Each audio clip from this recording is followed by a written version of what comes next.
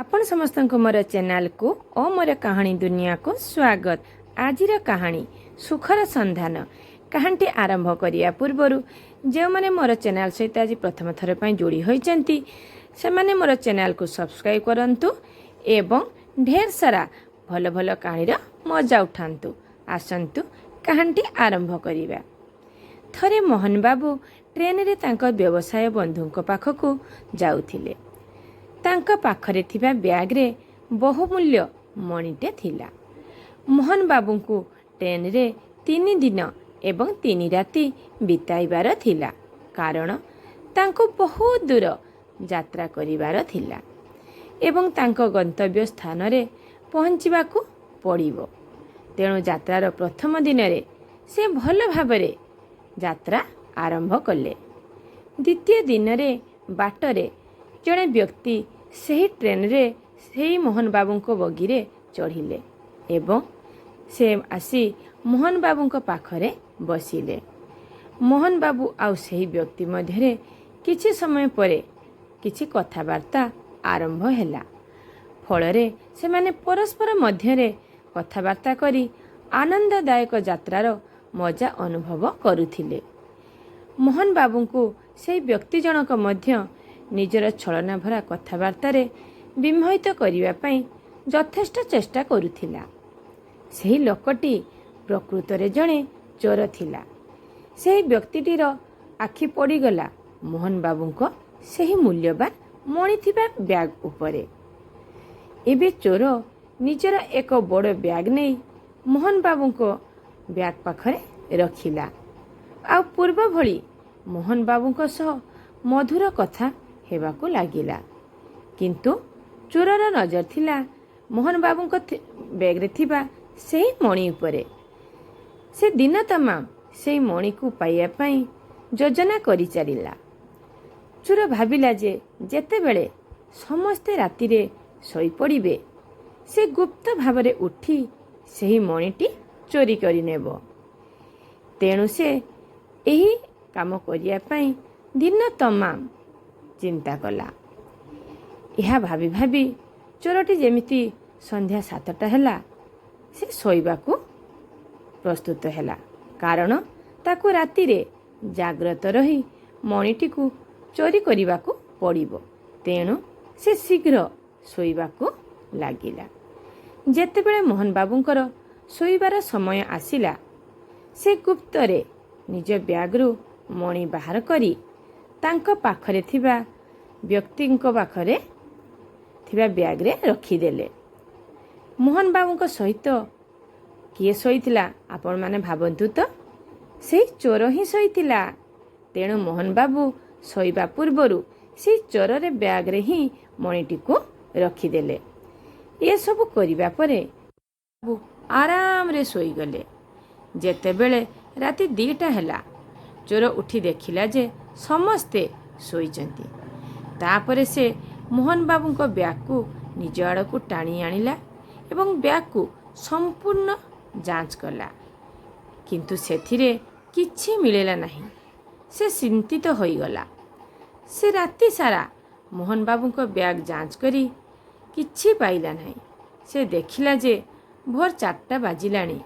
तापरे से सोईबाकू गला। से सोई सोई भाबिला मणिटी केउठा को गला।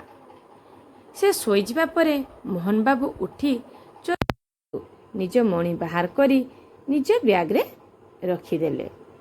जेते सकाळ चोर उठिला से देखिला जे मणिटी मोहन बाबू को ब्याग रे ही अछि। से भाबिला जे से राति रे बोधे किछि भूल करिछि। तार जांच रे किछि भूल रहीगला। फलरे से मणिटी को पाइला नहीं। तेणु से भाबिला आज से सठिक जांच करी नहीं। से पुणी प्रस्तुत कला जे तांकू आज राति रे ब्याग को भल भाबे जांच करिबाकू पड़िबो।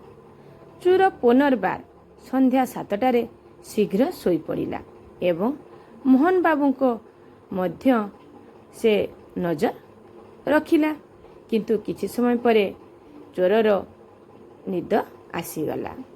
मोहन बाबू मध्य ପୂର୍ବ ଭଳି ପୁଣି ଥରେ ତାଙ୍କ ମଣିଟିକୁ ବ୍ୟାଗ୍ରୁ ବାହାର କରି ଚୋର ବ୍ୟାଗ୍ରେ ରଖି ଶୋଇପଡ଼ିଲେ। ଚୋର ରାତିରେ ପୁଣି ଉଠିଲା। ମୋହନ ବାବୁଙ୍କ ବ୍ୟାଗ୍ ଟାଣି ପୁଣି ଖୋଜିବାକୁ ଲାଗିଲା, କିନ୍ତୁ ମଣି ପାଇଲା ନାହିଁ। ସେ ବିରକ୍ତ ହୋଇ ପୁଣି ଶୋଇବାକୁ ଗଲା। ମୋହନ ବାବୁ ସକାଳ 5ଟା ସମୟରେ ଉଠି ଚୋରର ବ୍ୟାଗ୍ରୁ ମଣିଟି ବାହାର କରି ନିଜ ବ୍ୟାଗ୍ରେ ରଖିଦେଲେ।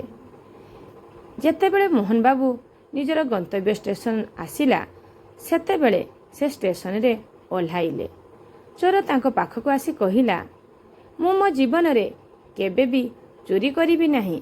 କେବଳ ମୋତେ ଗୋଟିଏ କଥା କୁହନ୍ତୁ ଯେ ଆପଣ ରାତିରେ ମଣିଟିକୁ କେଉଁଠାରେ ଲୁଚାଇଥିଲେ? ମୋହନ ବାବୁ କହିଲେ, ତୁମେ ମୂର୍ଖ। ତୁମେ ଅନ୍ୟ ବ୍ୟାଗ୍ରେ ତୁମର ଜିନିଷ ଖୋଜିଲ, କିନ୍ତୁ ନିଜ ବ୍ୟାଗ୍ ଖୋଜିଲ ନାହିଁ। ତେଣୁ ତୁମେ ପାଇଲ ନାହିଁ। ଯଦି ତୁମେ ତୁମର ବ୍ୟାଗ୍କୁ ଚାହିଁଥାନ୍ତ ଏବଂ ଖୋଜିଥାନ୍ତ, ତୁମେ ଜାଣିଥାନ୍ତ ଯେ ତୁମେ ଚୋର ନୁହଁ, ତୁମେ ପ୍ରକୃତରେ ମାଲିକ। ସେହି ମଣିଟି କେବଳ ତୁମ ସହିତ ଥିଲା, କିନ୍ତୁ ତୁମେ ଅନ୍ୟ ପାଖରେ ଖୋଜିଲ, ଫଳରେ ପାଇଲ ନାହିଁ।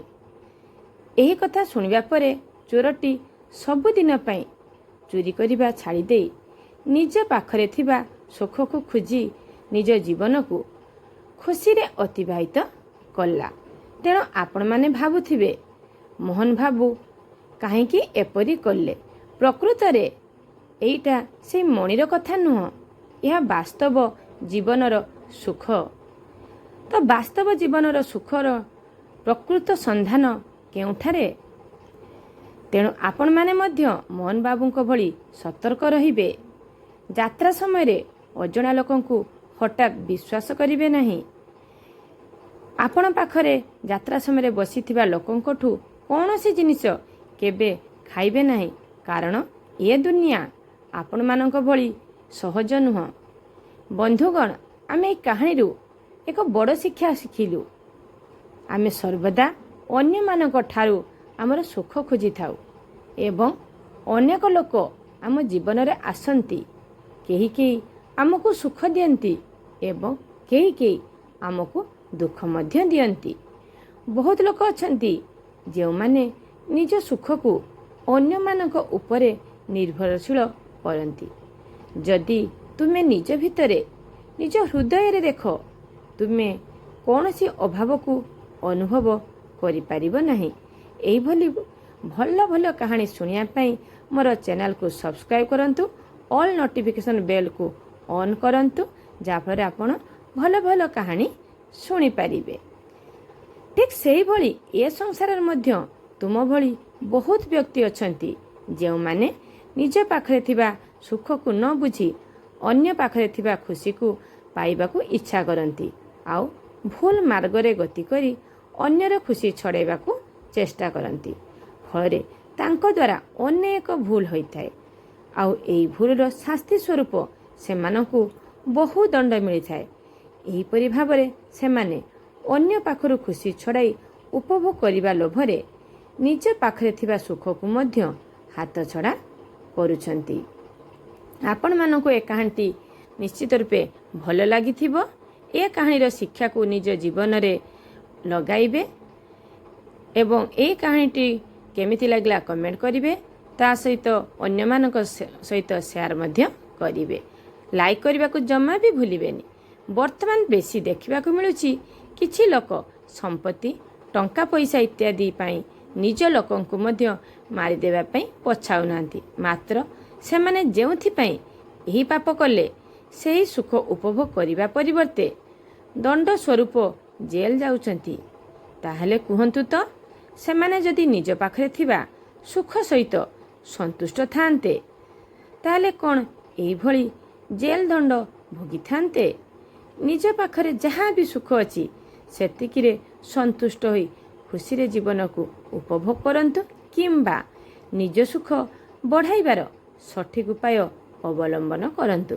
କାରଣ ଏ ଜୀବନ କିଛି ଦିନର। ତେଣୁ ନିଜେ ଖୁସିରେ ରହିବା ସହିତ ଅନ୍ୟମାନଙ୍କୁ ଖୁସି ବାଣ୍ଟନ୍ତୁ। ଆମ ସୁଖ କେବଳ ଆମ ପାଖରେ, ଅନ୍ୟ ପାଖରେ ନୁହଁ। ଏଇଭଳି ଭଲ ଭଲ କାହାଣୀ ଶୁଣିବା ପାଇଁ ମୋର ଚ୍ୟାନେଲକୁ ସବସ୍କ୍ରାଇବ୍ କରନ୍ତୁ। ମୋର ଭିଡ଼ିଓକୁ ଲାଇକ୍ ସେୟାର ଜମା ବି କରିବାକୁ ଭୁଲିବେ ନାହିଁ। ଆପଣମାନଙ୍କୁ କାହାଣୀଟି ସମ୍ପୂର୍ଣ୍ଣ ରୂପେ ଶୁଣିଥିବା ଯୋଗୁଁ ଅଶେଷ ଅଶେଷ ଧନ୍ୟବାଦ।